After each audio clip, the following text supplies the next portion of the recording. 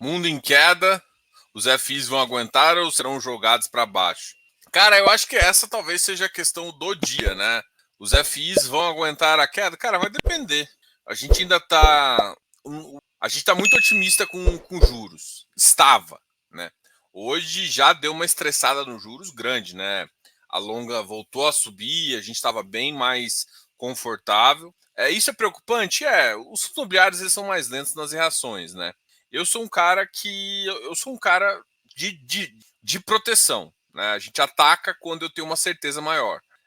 Então, para quem tá com o meu. Ou seja, tá todo mundo falando, nossa, eu acertei pra caralho, mandei investir em tijolo, foi a melhor coisa do mundo. Eu não acho que foi ruim, óbvio, né? E eu nem vou criticar quem faz isso, mas a minha visão é o seguinte, cara, eu sou cagão. Então, pra que é cagão, eu prefiro. Eu sou com aquele negócio assim, cara, tá muito cheiro de merda ainda, entendeu? Tipo, não tá. Ah, Diogo, mas você vai ganhar menos dinheiro quando você virar. Foda-se. Eu prefiro entrar na boa. E essa é a minha filosofia. Então, os FIs, gente, vão sempre ser mais lentos nas suas respostas em relação a juros. Sempre, sempre, sempre. Porque enquanto o mercado reage muito rápido a juros, e aí você vê o mercado otimista né, ou pessimista, os fundos imobiliários que têm que reagir a juros são diferentes. Porque tem muita pessoa física, então o movimento é mais lento tanto para os dois lados.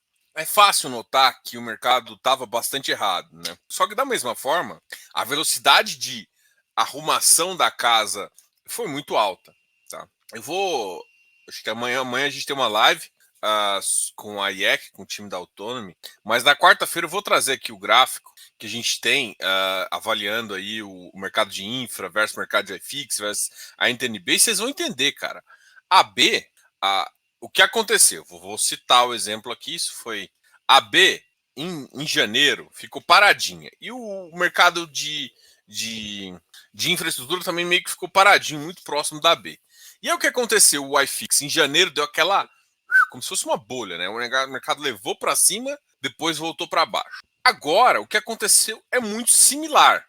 Aí significa que vai acontecer a mesma coisa? Vai trazer para baixo? Não necessariamente. Porque pode acontecer duas coisas. A curva normalizar da B, ou seja, a curva subir, ou seja, o que acontece? A curva, o que eu chamo da curva normalizar? A taxa cair e valorizar a NTNB. O que eu falo é que hoje, quando a gente analisa a B, que é uma das formas como que o mercado vê juros, tá? Porque você lembra que todos os índices de mercado compram os títulos públicos federais brasileiros. Então, quando eu estou analisando a B versus os dois índices descolaram. E aí a gente olha o mercado de dívida, né? O FIC, o FIP, o INDIE FIC, já estava mais alto, parte porque o rendimento dele estava mais alto, então era natural. Deu uma quedinha por conta da questão da deflação, mas subiu muito de equity, subiu muito os FIPS e esse. E o tijolado, todo mundo sabe que o iFix subiu graças à tijolada, enquanto aconteceu quase a mesma coisa que a visão nossa de infra. A diferença é que, se você olhar patamares de valores na mesma base, foi isso que a gente fez, o iFix subiu muito mais. É natural, mais pessoas físicas. Como o iFix tinha caído mais. Então, tinha mais gordura para queimar nos dois lados. Então, não é uma coisa que assusta muita gente. O que a reflexão toda nesse sentido, e aí é o que eu vou continuar quarta-feira e respondendo a sua pergunta, é o seguinte: a B não abriu tanto. A B não valorizou tanto quanto os outros índices.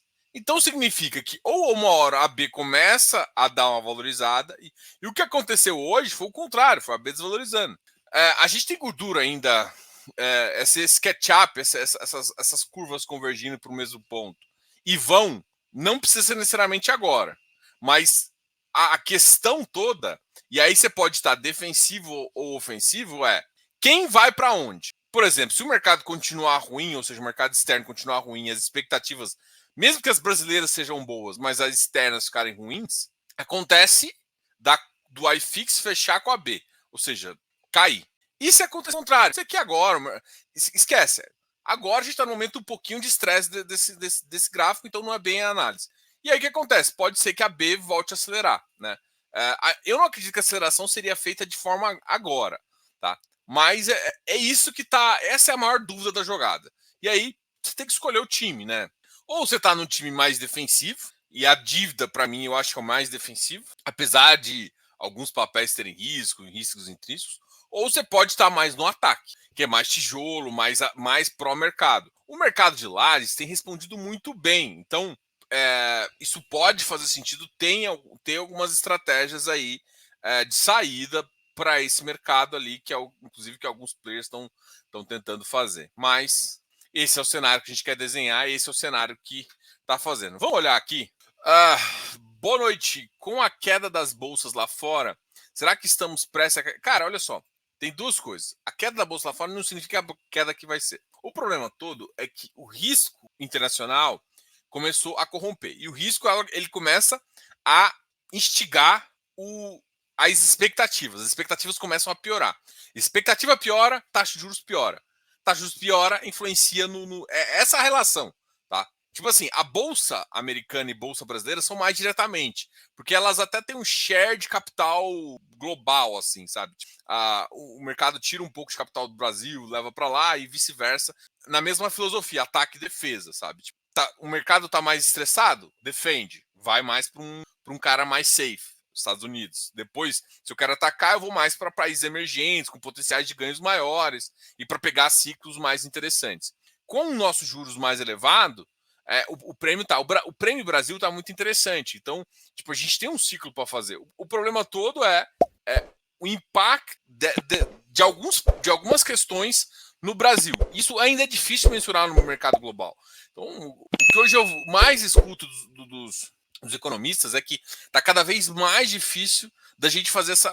Não mais difícil, mas essas análises estão cada vez mais complexas, modelos cada vez mais complexos.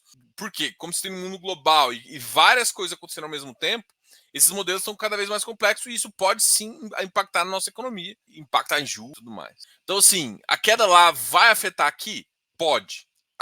Do ponto de vista o Brasil não está mal, entendeu? Assim, isso é uma tese que é interessante de entender, né? De colocar isso na cabeça mesmo. O Brasil está bem.